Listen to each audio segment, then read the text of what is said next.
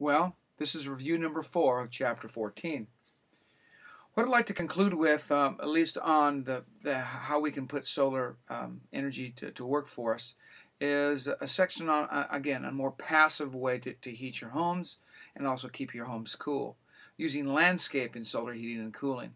If you look at these two pictures here, you can see how various landscape plans can definitely impact the heating or cooling of your house. For instance, we have the picture on the left that has to do with the landscape in the summertime.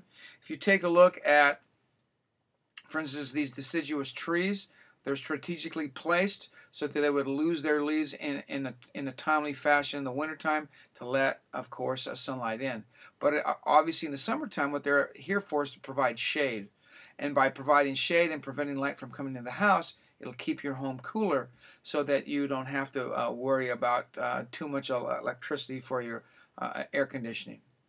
Now, if we jump over here into the wintertime, you'll notice that, of course, the trees, the deciduous trees, have lost their leaves. The evergreen trees, though, have kept their full array of needles, and as north winds try to buffet the house, and what happens is, of course, you get some breeziness and some draftiness in your home. Those north winds are blocked by evergreens, so it keeps your house a little bit more warm. So by using different kinds of landscape techniques, like using deciduous trees in certain areas and evergreens in another, plus earthen berms, it allows to keep your home either warmer or colder depending on, of course, the conditions. Now, what are the components for active and passive systems? That's the question you probably will need to know for the test, but more importantly, you're going to need to know if you're interested in any kind of the solar heating and cooling systems we've talked about.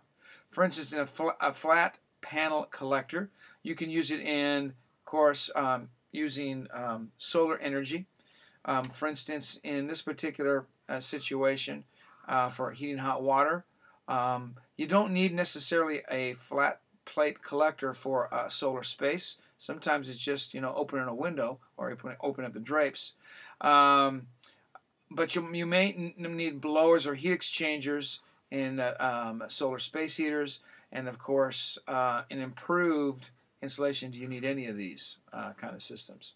So take a look at each one of those for just a moment, and go ahead and tell me what kinds of things you would need in a solar hot water situation, a solar space heater, or in both of those. So take a moment, take a look, which would go in what components.